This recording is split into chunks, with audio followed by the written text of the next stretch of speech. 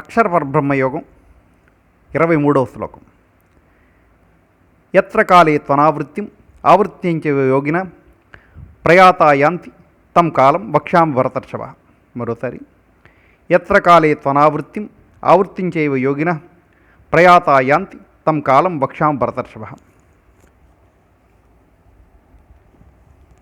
ఏ కాలంలో ఎలాంటి వాళ్ళు మరణిస్తే తిరిగి జన్మించరో, ఎప్పుడు మరణిస్తే ఈ లోకానికి తిరిగి వస్తారు, అలాంటి కాలాల గురించి చెప్తాను విను అర్జున అంటున్నాడు కృష్ణుడు.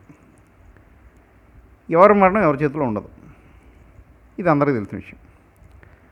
పలానా రోజున మరణిస్తే మంచిదని, పలానా రోజున మరణిస్తే చెడ్డదని ఎలా చెప్పగలం? పోని ఎంత మంచి కాలమైనా, ఎంత మంచి రోజైనా బలవంతంగా ప్రాణం తీసుకోకూడదు కూడా. అది పాపం, నేరం కూడా. మహాయోగులకు సంబంధించి శరీరం వదలడానికి మంచి రోజుకి ప్రాముఖ్యం లేదు. ఇదంతా కూడా మామూలు మనుషులకు సంబంధించిన మాటే. ఈ మంచి కాలం సమయం ఇది కూడా మామూలు మనుషులకు సంబంధించి ఇక్కడ విషయం చెప్పుకోవాలి, గమనించాలి కూడా. ఏమిటంటే ఇక్కడ రెండు మాటలు అంటాం. ప్రాణం పోయింది, శరీరం వదిలిపెట్టడం. దేహమే మనం అని భావించినప్పుడు ప్రాణం పోయిందని సరైన మాట. శరీరమే మనం కాదు అనుకుంటే, తాత్కాలికంగా ఇందులో ఉన్నాం అనుకున్నప్పుడు శరీరం విడిచిపెట్టడం అనేది సరైన మాట. ఎవరైనా వారి జననాన్ని మరణాన్ని వారు అనుభవించలేరు. ఫలానా రోజులు పుట్టామని అమ్మో నాన్నో చెప్తేనే గుర్తుపెట్టుకొని మన వయసుని కాలాన్ని లెక్క పెట్టుకుంటాం. అంతే తప్ప మనంగా మన వయసుని లెక్క పెట్టుకోలేం. శరీరం 100 ఏళ్ళు బతకడానికి సిద్ధంగా ఉండాలి, మనసు ఈరోజే చనిపోవడానికి సిద్ధంగా ఉండాలి. ఎందుకనంటే ప్రత్యేకంగా మంచి రోజు శరీరం వదిలితే ఒరిగేది ఏం లేదు. కాకపోతే ఒక నమ్మకం అంతే.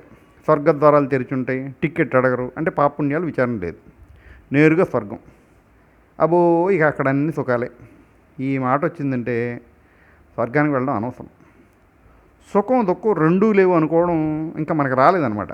మరణానికి భయపడకుండా ఆహ్వానించడానికి పెద్దలు నేర్పే ఏర్పాటే మంచి రోజున పోవడం అన్నమాట. ఇలా సిద్ధపడడం అనేది మన పరిణితికి, పరిపక్వతకి సూచన. ఇక్కడ సరదాకి ఓ సినిమా విషయం చెప్పుకుందాం. స్వాతిముత్యం అనే ఒక పాత సినిమాలో హీరోయిన్ మరణానికి సిద్ధంగా ఉంది. తనని తులసికోట దగ్గరికి తీసుకెళ్ళమని భర్తను అడుగుతుంది. ఆవిడని తీసుకెళ్తూ ఆయన అంటాడు, ఇంకొన్ని రోజులు ఆగరాదు, ముక్కోటి ఏకాదశి వస్తుంది అని.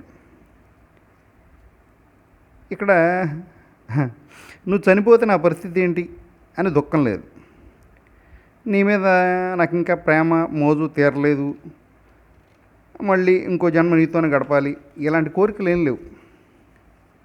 ఇంత చేస్తే ఆ హీరో మేధకుడు. అంటే అలా కోరుకోని వాళ్ళు మేధకులా, కోరుకొని అన్ని పనులు చేస్తే మనం మేధకులమా? ఎవరికైతే మరణ భయం లేదో అతని జ్ఞానం ఉండి తీరాలి. ఈ మరణ భయం లేదు అనేది పెద్ద గొప్ప విషయం ఏం కాదు. మరణ భయం లేకుండా జ్ఞానం లేదనుకుంటే విధ్వంసాలు సృష్టిస్తారు. అంటే బాంబులు పెట్టేవాళ్ళు, టెర్రరిస్టులు, ఇలాంటివన్నీ. లేదు, తన శరీరం బాగుండాలి అని బాగా జాగ్రత్తలు తీసుకునేవాళ్ళు బుల్లెట్ ప్రూఫ్ ధరించి చొక్కా కూడా లేని పసిపిల్లలను చంపడానికి సిద్ధపడతారు. ఇవి చూస్తున్నాం మనం. పోని మామూలు మనుషులు, ఎంతో కొంత ప్రాణభయం ఉన్న మనిషి, మామూలు మనిషి, తను పోయినా కనీసం తన కుటుంబం అంతా బాగుండాలనుకుంటాడు. ఆ భయంలోంచే మళ్ళీ ఇంకొకటి పుడుతుంది, అవసరానికన్నా ఎక్కువ సంపాదించడం. అది ఇంకా పెరిగి బంగారం వజ్రాల రూపంలో దాయగున్న స్థలాల్లో కూడా ధనాన్ని దాయడం. ఈ తాపత్రయం జీవితాంతం వెంటాడడం. ఈ తాపత్రయాలను మరణిస్తే కుక్కో నక్కో అయ్యి మళ్ళీ అక్కడే చచ్చట్లాడటం. ఇవన్నీ ఉండకూడదనే మంచి కాలంలో మరణిస్తే ఈ చక్రభ్రమణంలో ఉండవు, జీవుడు బయటపడతాడు అని కొన్ని సమయాలు ఉన్నాయని చెప్తున్నాడు కృష్ణుడు. ఆ సమయాలు ఏంటో తర్వాత శ్లోకాలు తెలుసుకుందాం.